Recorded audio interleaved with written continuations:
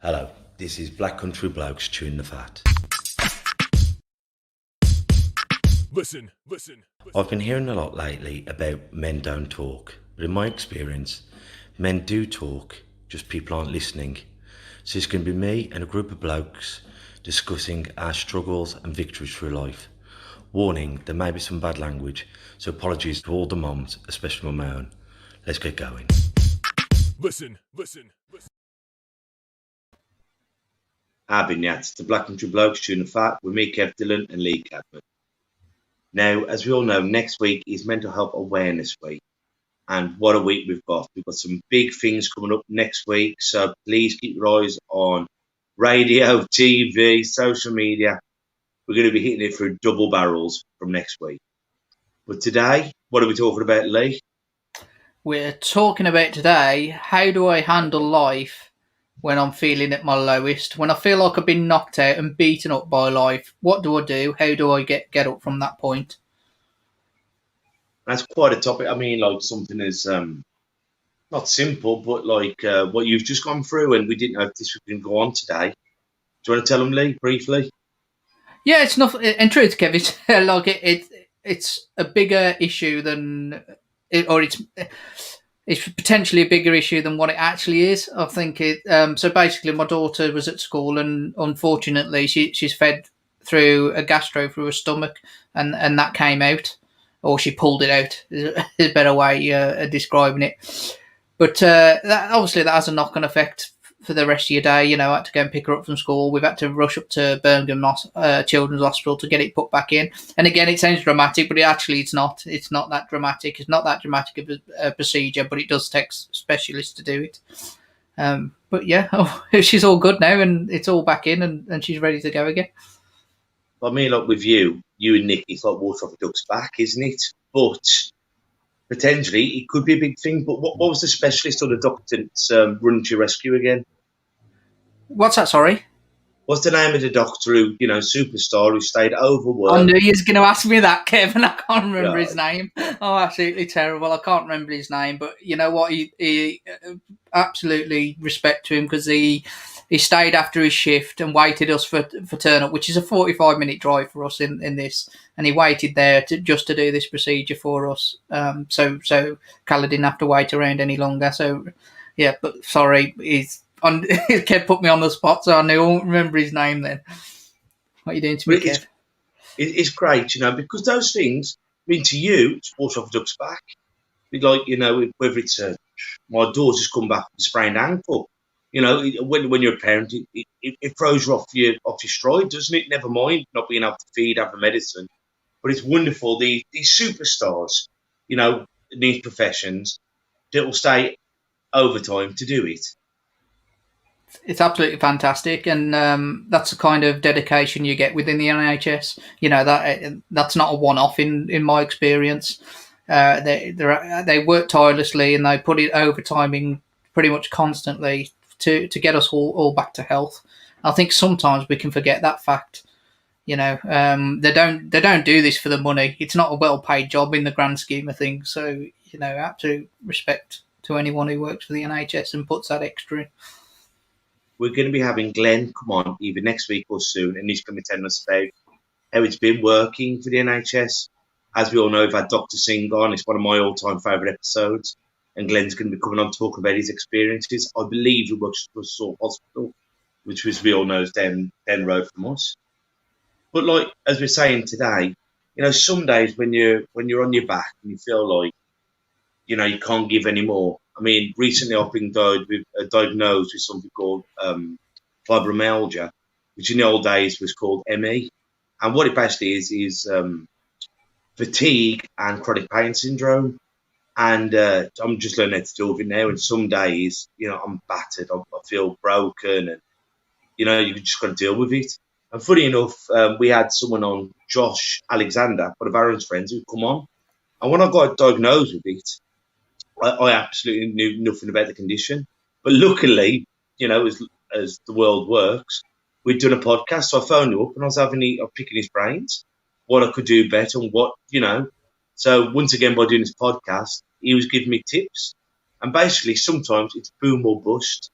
you boom, as in you're up the club all the time, your family life, you're running around like a headless chicken, and you give everything, and then your body just gives up on you. So it's learning sometimes, listen to your body, and if you need to lie down, have a lie down. If you can't do a class, don't do a class. And it's, it's easier said than done, listen to your body, but often we listen to everyone else's body before listening to our own. That's right. And it's very rare that it's one thing that kind of takes you off your game and throws you to that point where you're in despair. It's usually a build-up of 120 different things, that you're carrying on as you're going.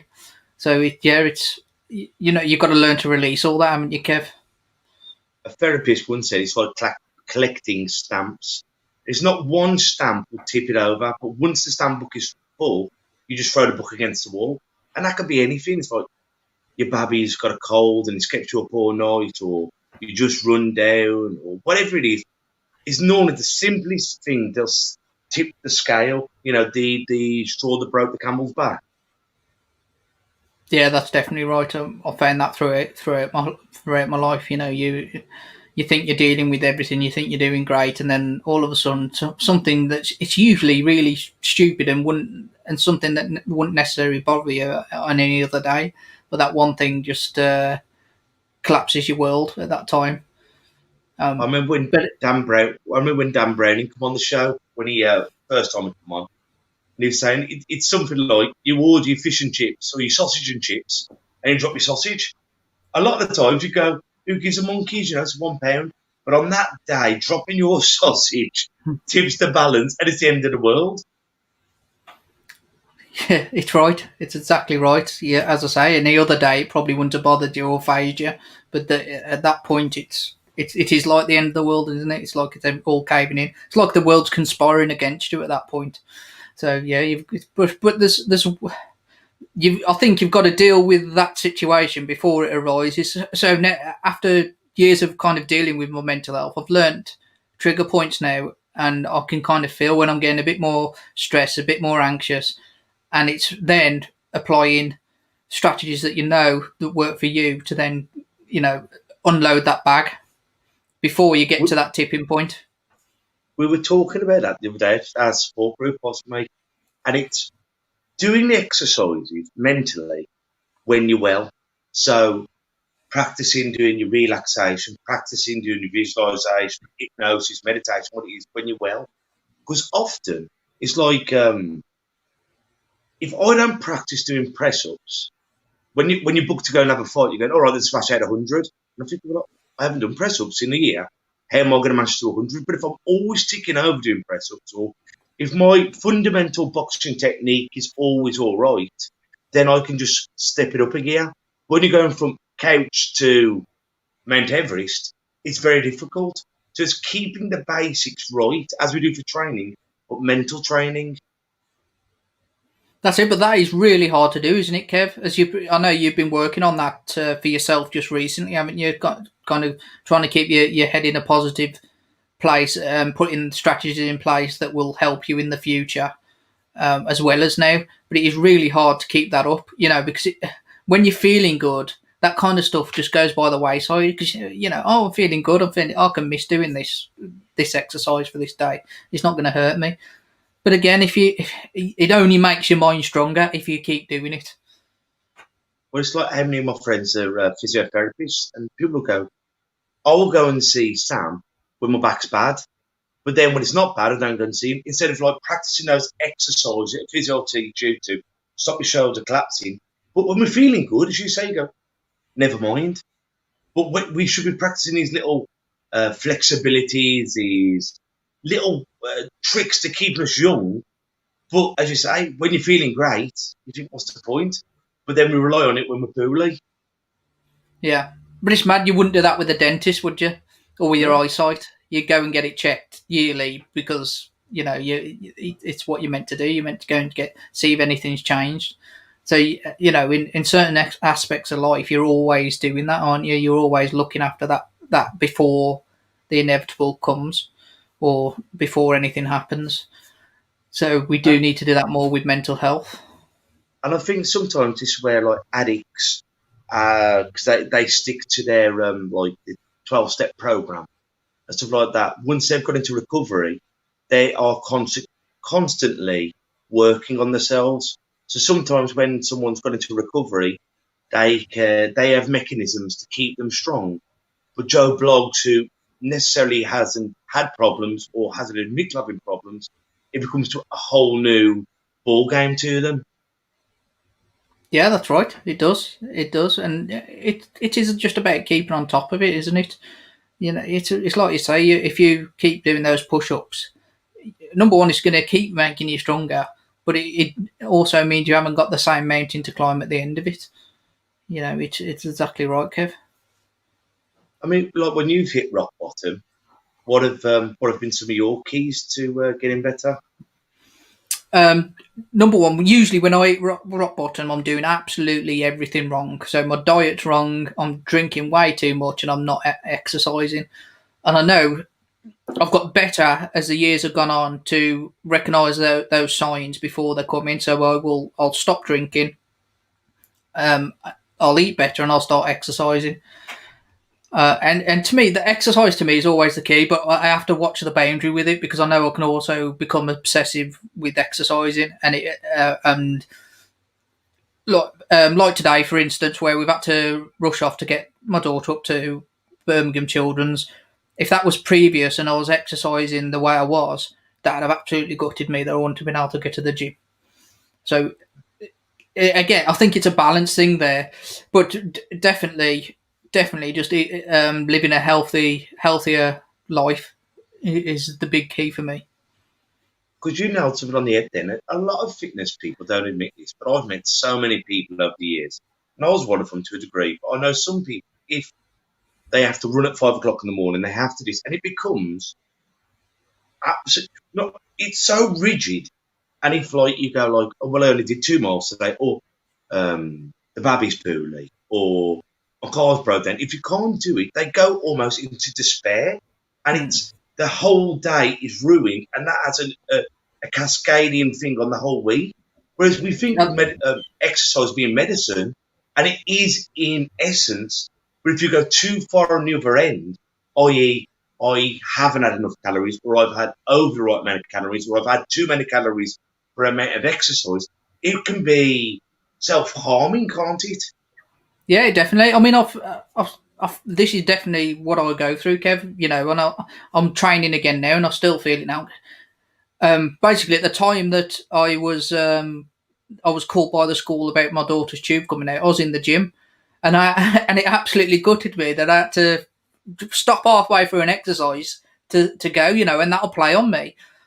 So I'll know after this I'll go and train, and it does become that. It's healthier for me obsession than drinking, not eating right, and not exercising. But it also goes the other way. But I will say I've got better at kind of letting that go because ultimately with my situation now, I never know what's going to happen. We could be sitting here now and my wife called me and we're off up the hospital. So you have to learn to let go of those things. But I still find it hard now. So I'll train in a hoodie, tracksuit, and a hat on. Or if I'm running, I'll run in a sweatsuit. And if I don't do that, it doesn't feel like I've actually trained. So I have to have the sweat pouring out of me to feel like I've got in there and done something. But you can see how on the flip side, when body dysmorphia kicks in, and I know a lot of people, I had it in my youth, and I was throwing up all the time, and I could walk past a mirror. I could walk past a mirror 5 times and see someone different every time.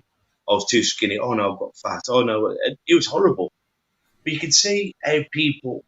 I was never calorie, or I didn't evolve around how many calories I was putting into my body. I just wouldn't eat. But you can see how it can be so restricting to people.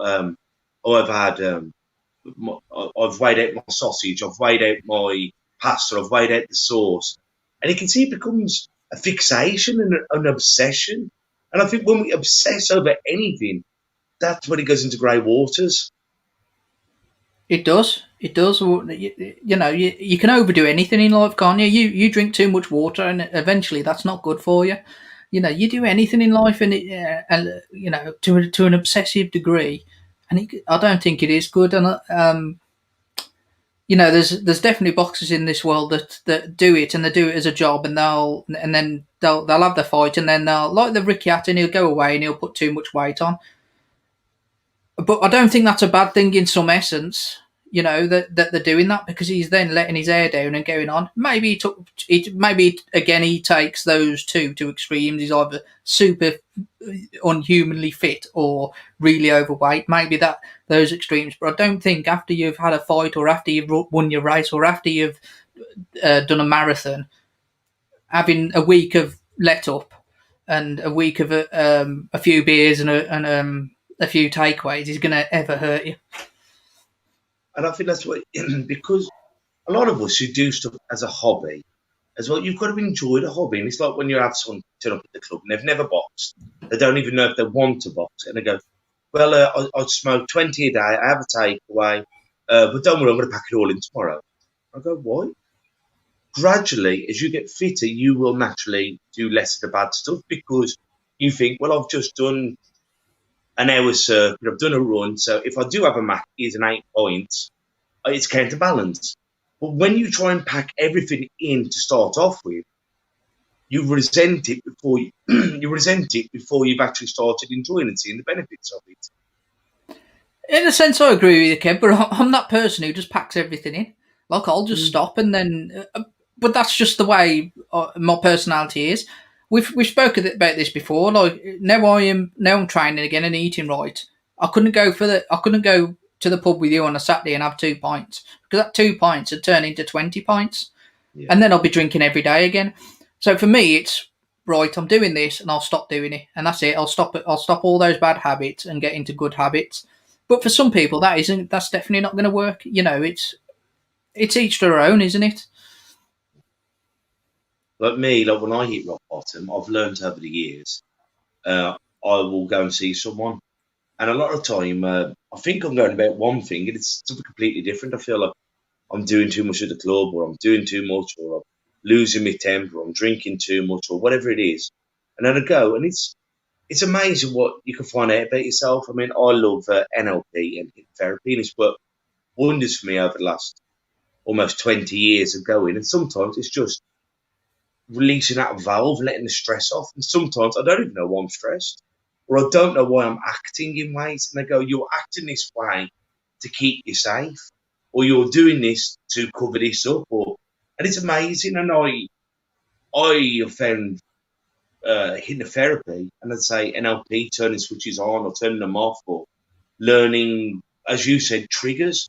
And I think that's one good thing about getting older, and one good thing of spending a lot of time in therapy. You start being aware of your triggers, and you're going, I'm going to bite here. Why?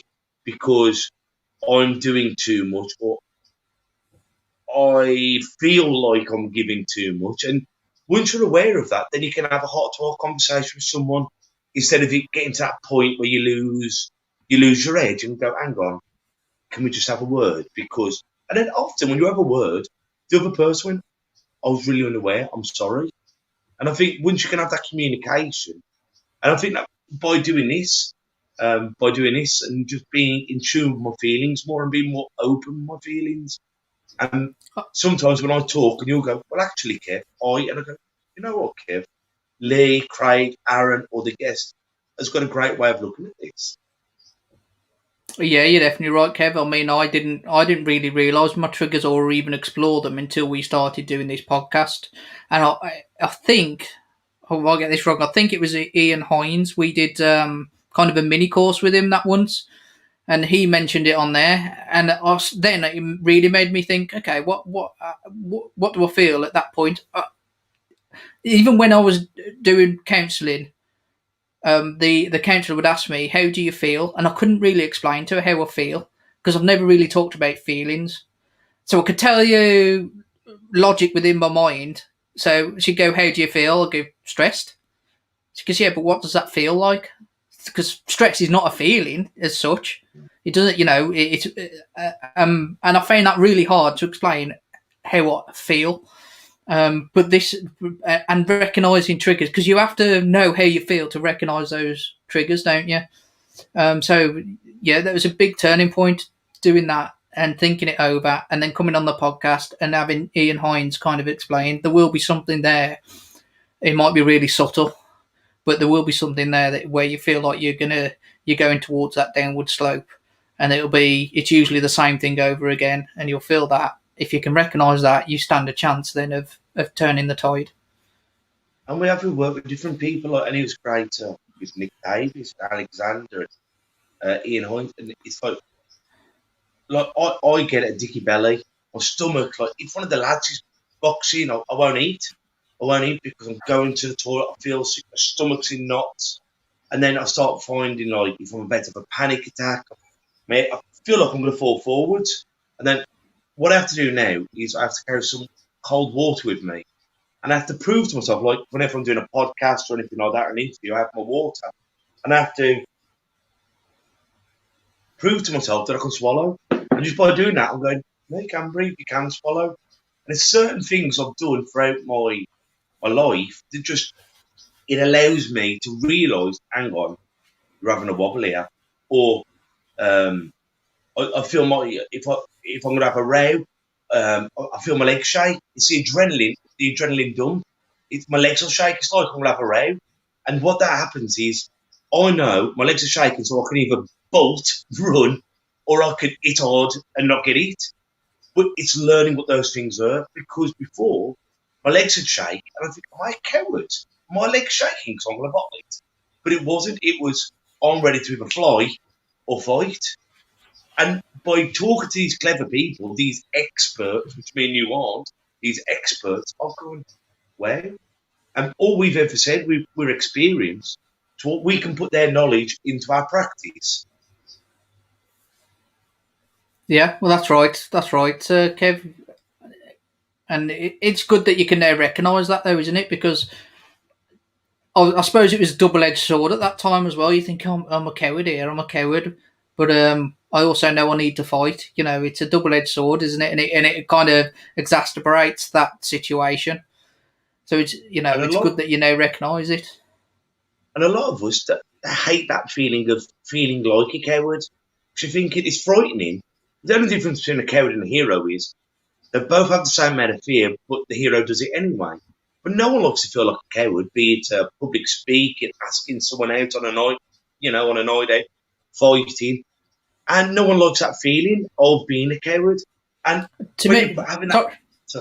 Sorry, Kev. There's two things to me. There's two. It's feeling like being in a coward and feeling like you're helpless. And I think those two emotions are some of the worst. There's been plenty of times when the little one's been ill in hospital. I've got doctors and nurses running around like blue-ass flies, trying to help her, and I'm just standing there going, well, what the hell? I want to help. I want to do something. I want to help, but you're helpless at that point. And I think that lines up with that. It gives you the same kind of feeling as that feeling like you're a coward. The feeling of being helpless, and I guarantee everyone who's listening to this now has had that sensation, be it the mom, dad, child, whatever. And it's the worst feeling in the world when someone you love more than yourself is going through the mill, and you're powerless to do anything. At least with an argument, a fight, a big lion runs in the Lions Boxing Club, you could feel like you had a part in it. You could sacrifice yourself. You could get everyone out of the way. But when you're flaccid, when you're impotent to do anything, that's the worst feeling in the world, isn't it? Yeah, without doubt, it's absolutely horrible feeling. But again, it's one of those you've got to kind of let go of, haven't you? Because it could definitely eat away at you. So you've got to kind of, okay, there is going to be situations in your life where you can't, there's physically nothing you can do. There is situations in life where you don't really have options, and you just have to kind of see how the ball rolls. Was that old saying, accept the things you can change. I can change by doing exercise. By not drinking, by going to therapy. Accept the things I can't change. My eyesight, callous condition, and knowing the bloody difference. And so many times we hang ourselves on the notions of things we can't change.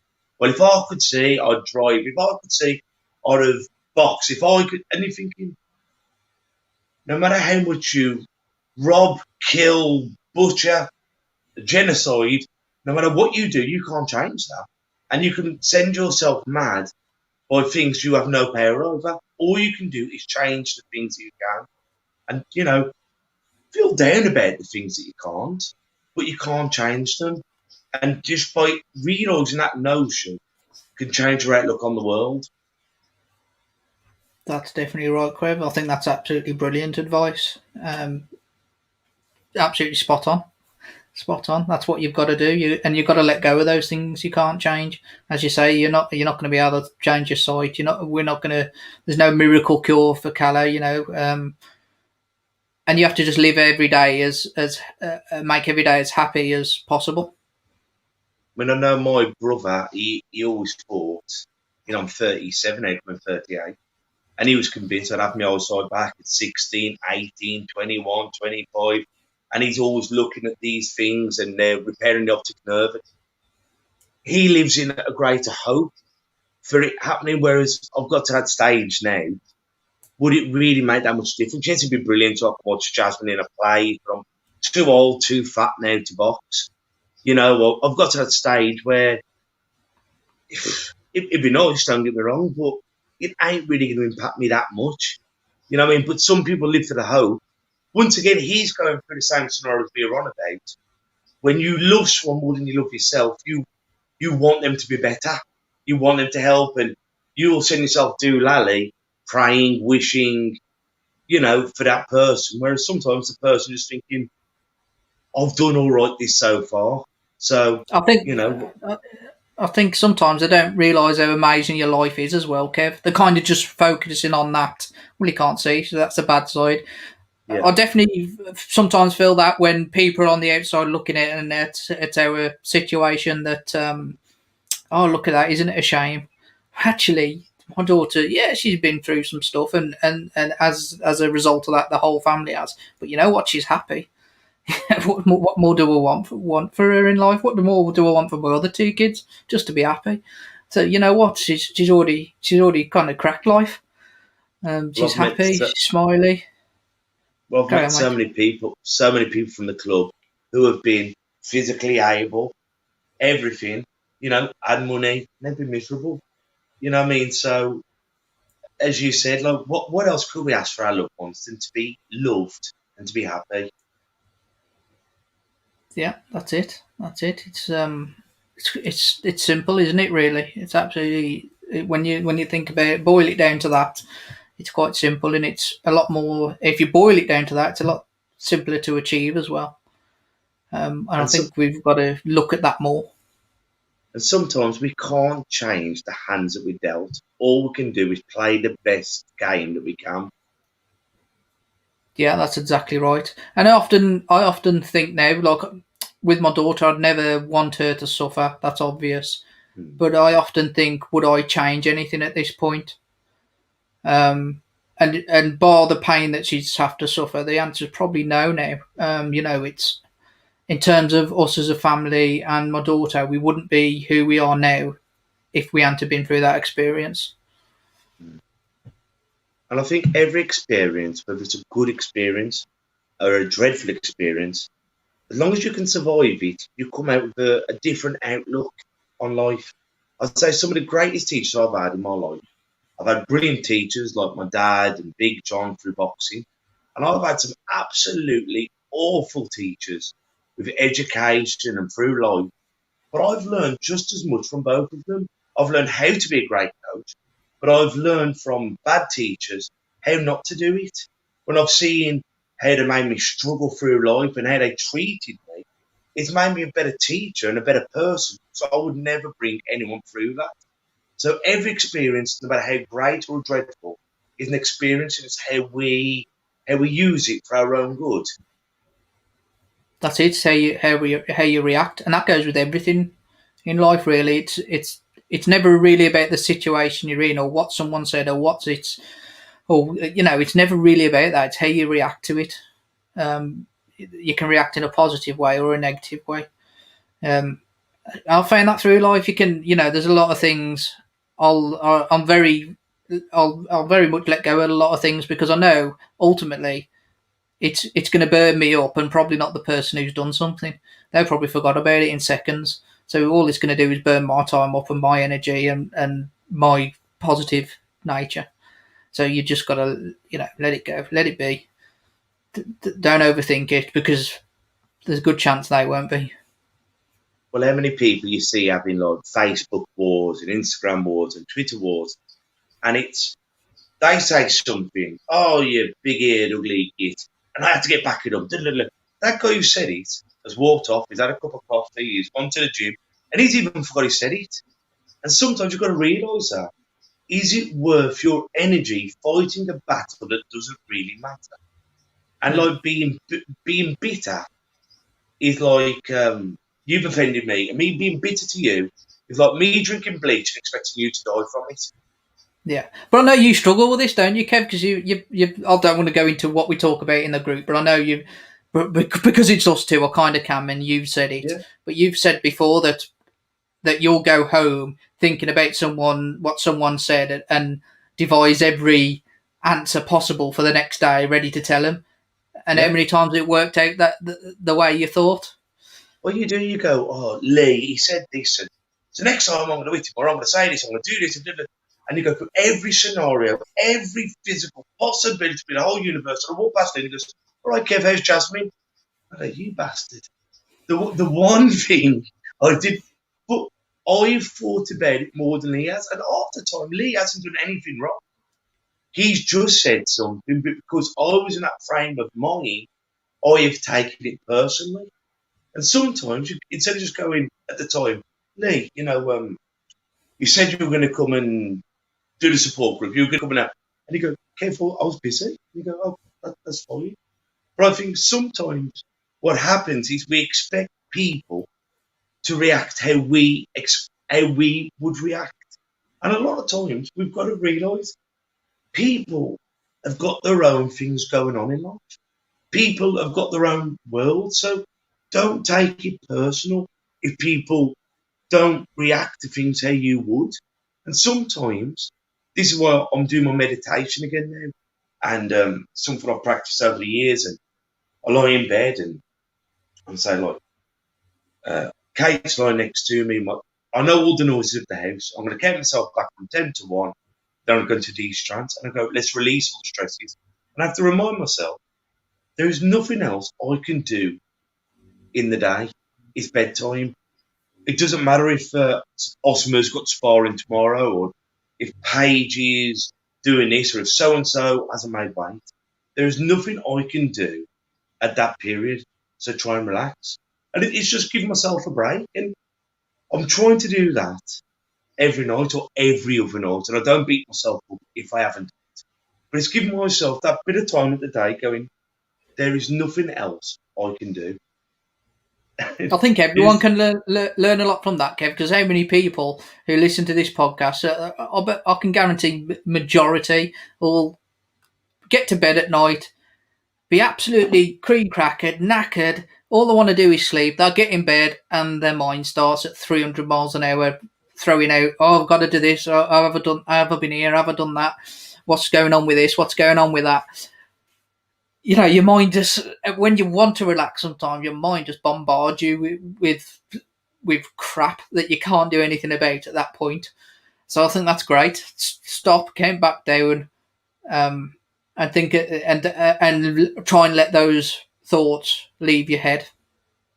Another bit of advice I'd give people as well, don't have your mobile phone in your bedroom. Because I'm nosy, naturally nosy.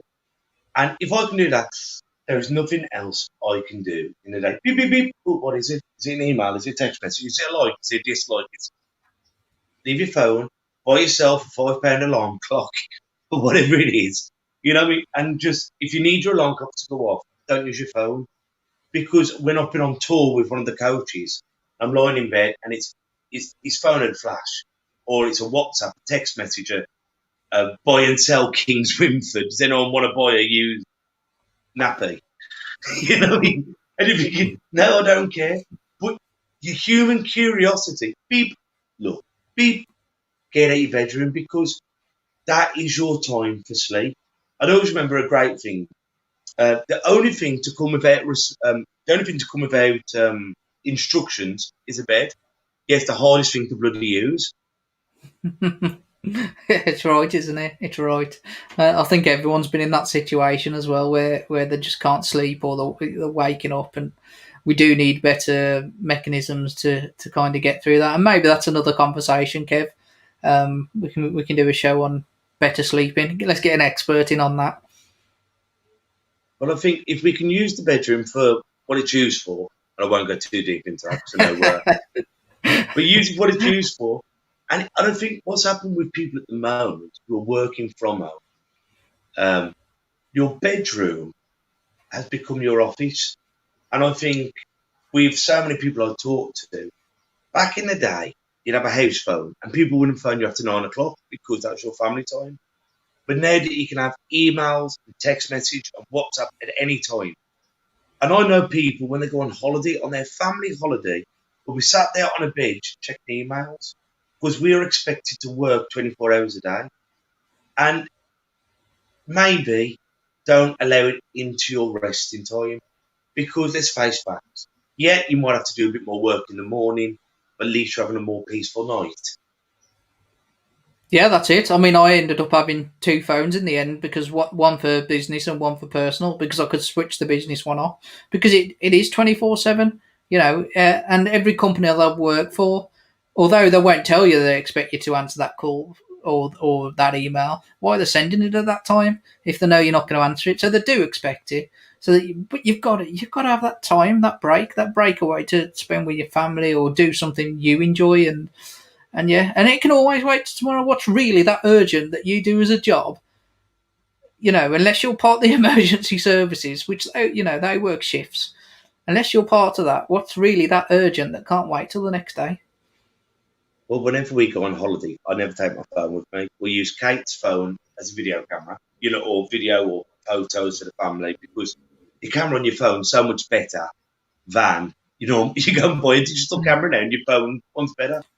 But we turn it on airplane mode and I don't even take mine because if my house burnt down, what am I going to do about it? You know what I mean? So Yeah. I think whatever it is, it can wait for me to go off my holiday. Yeah. I mean, I went through a stage where I was working away a lot, and it used to terrify me because obviously they're little and at home, and I'd have my phone by me constantly, just because I never knew when I was going to get that call. And I realised then how dangerous that was for me in terms of my mental health and whatever else. So in the end, I left the job where I wasn't travelling as much because I knew it'd catch up with me eventually. You can't be in a hotel somewhere worrying and having your phone by your side and not sleeping at all because you don't know whether it's going to ring, and then having to bomb back down the country or something. So I think again sometimes you've got to look at these things and make sensible decisions. And Kev will tell you now. I'll turn my phone off quite often now. But in truth, I'll only yeah, that's it. But I'll only do that actually if my family's around me. I wouldn't do that if anyone was out. But you need that time away from it. Because what you're saying, like when the hotel and all that, well, what your body's doing is you're on high alert. You're on high alert because catastrophizing, but you've had to catastrophize because it's your daughter you've been. But when you're lying there and the whole time you're thinking, how about. So what you've got then is adrenaline pulsing through your body just in case. 3:30 in the morning, code red, jump in the car, drive 6,000 miles an hour to get there. But your body doesn't know that it might not have to do that. All your body is getting ready for is at any stage to do that. And that's right. That's right. Sorry. It was learning off. It was basically I was learning off past experience. It happened quite a lot by that point. So basically, I was preparing for it before it happened, or trying to be as alert as possible before it happened. But it's just no good for you being like that. You can't. I suppose in a sense, you've either got to remove that out of the picture, or you've got to find a way of dealing with it while you're there because you can't function. You can't function on no sleep, and you can't function on high anxiety and stress. because it'll just catch up with you. And the first thing to go is your burnout, because if you're always, it's like when a boxer, you turn up on the night and what time you on? I'm boxing 12. So all night I've got that adrenaline pumping through my veins. Oh yeah, I'm going to get on there. Just before you go on, you go, he just left. He's buggered off. What do I do with that adrenaline then? You know what I mean? It's all right if I go and box, it beats me up. I lose in the first, second, and first round. All right. But when I've got myself into that adrenaline, I'm going to box, and I've had all night, I'm there, and he goes, he's buggered off. I'll go home and I can't sleep because what do I do with this adrenaline? And it's the same when you're going through those emotions. What do I do with it? And then have a bad night's sleep, and then the next day, nothing's happened, thank God, but I'm still ready for it to happen, and eventually I burn out. Yeah, that's it, and that was the way I was going. I was going there pretty quick as well with it, with everything else that was going on in life and lack of sleep, and it just. And one of the worst things I think is actual lack of sleep, because it makes everything 10 times worse when you wake up. You don't feel good, you don't feel happy, your head's kind of spinning. You think about the lack of sleep you've had, which again is counterproductive. But I've learned now, so I still don't sleep great now. I sleep better than I did, but not great now. And I've learned now, the amount of times I used to wake up and go, oh, I'm awake now. Oh my God, I've only got 3 hours to go before this. So I'm going to have to try and get some sleep. And you're kind of trying to force yourself to sleep. Now I'll just stop and go, you know what, I'm awake. So, all right, let's stick the TV on and watch the TV. Because I know I'm not going to be able to get back to sleep. So what's the point in stressing over the hours sleep I'm missing? Well, you know what I mean? So I'll just relax now and go, okay, it is what it is. Hopefully I'll catch up tomorrow. Because that is the world's worst, isn't it? Going, I've got 5 hours, I've got 4.5 hours, I've got 4, all the way down. And then the last hour, the last half an hour, bang. And it's the deepest sleep ever. Mm. And you're thinking, why didn't I just get out of bed? And I think everyone's gone through that, haven't we? But I'm the same now, Lee. What I always did was 10 hours, 9 hours. But now I don't even look at my watch. I think, you know what? Mm. If I nod off, I nod off. If not, never mind. Yeah, that's it. That's exactly my... Because you just stress yourself out thinking about that, don't you? You're just stressing yourself out thinking it. And you're definitely not going to sleep anymore because you're stressing about how many hours sleep you've got left. So, yeah, just kind of let it go. Get up, read a book, watch the TV. If you nod off again, you nod off. If you don't, then you know what? Hopefully you'll be that tired the next night that you'll sleep great. Well, that's once again with that meditation, whatever you call it, self-hypnosis, meditation, whatever you want to call it, relaxation. But that's what I do. If I feel like I'm having one of them nights, I go, all right, then get yourself comfortable. And I talk to myself, and I talk positive to myself. You're a good bloke, and you're calm, you're safe, and you've done everything you can. And, I want you now to think about all the aches and pains and all the bad cells, and I just want you to flush it out. So I can literally feel my arms and my legs tingling, just going, let's just release it. And everything I've released now, all the nasty, vile pollution I've put in there and all the badness. And I want to fill it back up with, and I name some stuff. And I will say at the end, all right, then I want you to say thank you to your subconscious. And when you're ready, roll over, have a good night's sleep. If you don't have a good night's sleep, or have a good night's sleep. And if you have any ideas for the next day, bring it into one of your dreams, or just bring it to you in a thought. So instead of just thinking about it now, oh, Lee, what we're going to do is talk about X, Y, and Z. It's when you're ready, tomorrow, pop into my head, because what am I going to do with it now? If I remember it now, I'll probably fall asleep and forget it. So when you're in a better place tomorrow, spring into your mind. And I found it helping a lot better. But how long has it took you to kind of be able to do that, Kev? Because, man, we've done, I think it was Nick Davis when he was on, and we were at the boxing club downstairs on the sofa, and he was going through, okay, sit here now and kind of remove everything from your mind. And to me, as soon as someone says that to me, my mind goes, shit, and it just bombards me with stuff. So, I suppose it's persistence with it, isn't it? What kind of gets you that point that you are able to do that. But I do find it hard to just stop and not think about anything. it's practice so in it, Lee. Once again with the push-ups. Even if you could just get yourself. Do you remember we did that thing where he lit a candle? So it's like that. If everyone could see. So you light the candle, then you stare at it, and then when your peripheral vision goes blurred, you're just staring at the candle, then close your eyes. So what was it? Lima. I can't remember everything. But it's like, first of all, get yourself comfortable. So shoulders, everything's parallel, hand on top of legs, and then. So okay, but do you find that as well when someone turns around and goes, right, sit here and get yourself comfortable? The first thing you want to do is itch your shoulder. You know what I mean? Yeah, yeah. You're like, it's hard to do, isn't it? Oh, definitely. And what that it's like your mind playing tricks on you, isn't it? It's like I know me, or and sometimes what they all say is go with it. Don't beat yourself up. Because I don't do the candle thing. I just literally at the end of the day, I'm knackered anyway. I lie there, close my eyes, I get my breathing right. Deep so my stomach comes out every time, and then when I'm relaxed, I go, all right then, Kev. My eyes are already closed, it's pitch black, and when I count down from 10 to 1, and I go 10, doing well, nice and breathing, relaxing, and feel the blanket on you at 9, and I just talk myself down to number 1, so I'm nice and relaxed, I go, all right then. And then I talk to myself, and it's taken me, I've been doing hypnosis with people since I was 20, I think, so 17 years. And now I do it on my own because they've given me the tools to do it on my own. And it might not be for everyone. Some people like yoga, some people like this. I think it's just something you work at.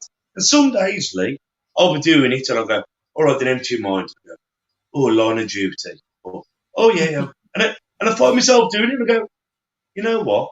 Today's not the right day. You know what I mean? And sometimes it's like when you're doing your GCSEs or your maths, whatever it is, and you read it, and nothing goes in. Other days, you pick it up and it goes in. And I heard someone say once, just because you're busy doesn't mean you're productive. Mm-hmm. So some days, this is what I'm trying to do it now, when I'm not overwhelmed. Because sometimes, when you're having a panic attack and you go, I'm going to die. All right, then, remember what I said. Breathe. Okay, I'm dying. Breathe. So it's getting those habits before I feel like I'm going to have a stroke. So now at the moment, I'm feeling pretty good in myself. I'm not overworked. I'm all right. So I'm doing it now for when I start to have a wobble. I'm stretching now before my hamstring goes. I'm trying to get flexible before the muscles start ripping. You mentioned, I listened to a podcast actually yesterday, I think it was, or the day before, with Tyson Fury's trainer at the time for the first Deontay Wilder's fight. And he said in his training, Tyson was basically telling everyone, look, in this fight, at some point I'm going to get down, but what I'm going to do is stop still and get up at the count of 8. And he kept saying this to everyone, his sparring partners, everyone. And he was even practicing in his ring, going down and coming back up. And it wasn't that he thought he was going to lose or he thought it was going to go south. He just knew that, he was in against a dangerous puncher. At some point, there's a good chance he was going to get clocked. And he wanted to be able to deal with that situation in the way he dealt with it. He was, that he'd be able to get back up. And the way he did it was just keep playing that over in his mind. Yeah, I might get down. Or I am going to get down. But I know what to do if I do go down. I know, you know what I mean? I know what time I've got to get back up. And I suppose keep replaying it in his mind is what actually brought him to get him back up. That's called visualization. And some people will do that. Like, imagine yourself in a cinema and play it. You're walking down to the ring. You're fighting a southpaw. He's going to do, and you visualize it, then rewind it, and it's how to pull around of it. And some people like with education, this is what just made me about this country. Education, everyone's supposed to be visual. Some people, in education, we've got to realise some people are visual, some people are auditory, posh word for hearing, and kinesthetic, feeling. So within counselling, like within some self-help, some people have got to visualise it. Like some people, graphic designers, or they can walk into a house and go, not that wall through, have a stairway. You think you're good at, I can't do that. My brain does not work. But some people, like Tyson Fury did, he visualised the fight. And I guarantee he visualised walking down to the ring. He visualised the shot he was going to hit him with, the shot he was going to get hit, and that worked for him. Some people have to have a spiel, talking, going over in the head. Some people have to feel it. You've got to realise what works for you. And unfortunately, maybe it's a worldwide problem, maybe it's just this country. We are just taught one way. And I think once we realise what works for us, putting yourself in the picture, putting yourself in the record, or putting yourself on the playground, and we've got to realise what works for us. Because sometimes, and I heard this years ago, how seeing people, visualise people, they talk. So I can't even think, my brain doesn't work like that. But like everything is seeing. Do you know what I mean? Like the seeing words. Like, yeah. I can't even think of any examples because I'm not like it. But like, I was like lightning. I can't think of an example. But sometimes you'll have like say, "Oh, Craig, you're lovely. You're lovely," and because he's a feeling person, you go like, "I broke my heart." You know, I shuddered to my bones. That's all feeling emotions or feeling words. And sometimes So someone will be like, you're kind of expressing the way you learn through you're using words, aren't you, to express the way you learn? Yeah, but yeah, if you go like, everything's feeling, I took it on the chin, it broke my heart, you know. Whereas someone who'll go like, he smashed it, he banged, he walloped, that's more auditory, and whereas someone else will be saying, seeing things. And sometimes you won't get along with someone, even though on paper you should be mates, but how they talk, you don't identify with them, if that makes sense. Yeah, it does, Kev. It does. I know what you're trying to say. I'm not sure everyone else does. I've known Kev a long time now, so we could excuse everyone else. But it's funny though, like sometimes how we deal with it or how we will phrase it just won't gel with someone because how they have to learn it or how they would phrase it. On paper, you should be best mates, but for whatever reason, how you're talking just doesn't gel with our ideals. Yeah, and I think everyone's probably been in a situation where they've just not liked that person, and it could be they don't like him because of the way they communicate. It might not be, but it very much could be, couldn't it? Because usually there's no real logical reason. Sometimes you just don't, do you? You know, you just don't get on with that person when you should.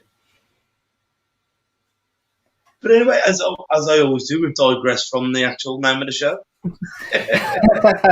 As usual. But if you had to put something on to give anyone some advice, what would you say if they're at breaking point? Seek help and talk, because you'll only get better if you're doing those two things. If you seek help and you talk to someone about it, I think I think we've got to realise that we can't handle everything on our own. We do have to unload this baggage to keep going on. So really, just whether it be a best friend, whether it be a phone call to Samaritan, someone you don't know at all, whether it be a doctor, just kind of find help with it. We're kind of both of us in a more fortunate position now, aren't we, Kev, that we do recognise these triggers and hopefully we carry on doing that and we can not get to that point again, because it is horrible. It is horrible feeling like you're lower than dirt and trying to pull yourself up from that point. So, but the way we've done it really is through finding our triggers, and the way we've done that is through talking. And once again, we've got our support group tomorrow, every Wednesday, 7 p.m. till 9 p.m. with a short break at 8 o'clock, around about 8 o'clock, nothing's in stone, where we just stretch our legs. And sometimes by stretching our legs, a new conversation will start. Some people are rattle boxes like me, as you found out over our 102 episodes. Some people are a bit more slow to boil, and that little bit of a break can just open up the conversation. So if you'd like to attend, Lee, you want to tell them how to? Yep, so it's every Wednesday at the Lions Boxing Club, Bull Street, Brierley Hill, DY53RA, and it's from 7 till 9 p.m. If you want to come along, just drop us an email at blackcountryblokes@gmail.com or go to any of our social media pages and message us. We'll get back to you. Also, we're doing Buy Us a Coffee, where Yes, where we you are. can donate from a fiver up to whatever. They'll just go back into our groups and costs of running this. And that is, Also, sorry, Kev, that is www.buymeacoffee.com/the BCB. but once again, you can find that on our Facebook and Twitter, can't you? Facebook, Twitter, Instagram, the usual subjects, social media. And last plug, if you'd like to get any of our merchandise, then go to our website. And that is www.theblackcountryblokes.co.uk. And all profits from that also go back into running the podcast, support groups, and any other ideas we have coming up. Because we've got a lot of big news coming up, haven't we, Kev, that we keep telling you about each week. It is happening. We just can't really announce anything yet.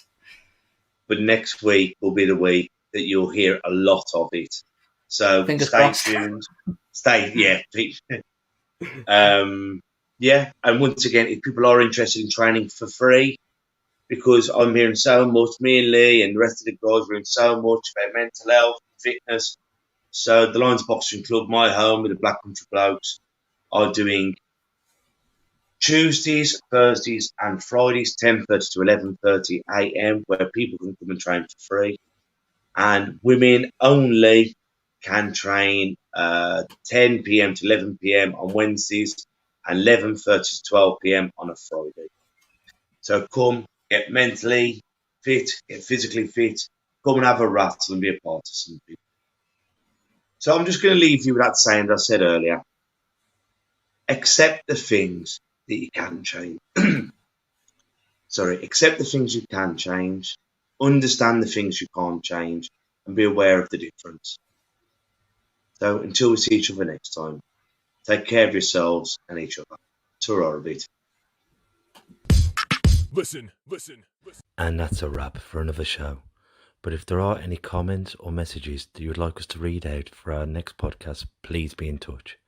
There are also lots of different organisations at the bottom of this page, and hopefully they can help you or someone you care about. Please share this to spread the word. Until we talk next time, ta-ra a bit. Listen.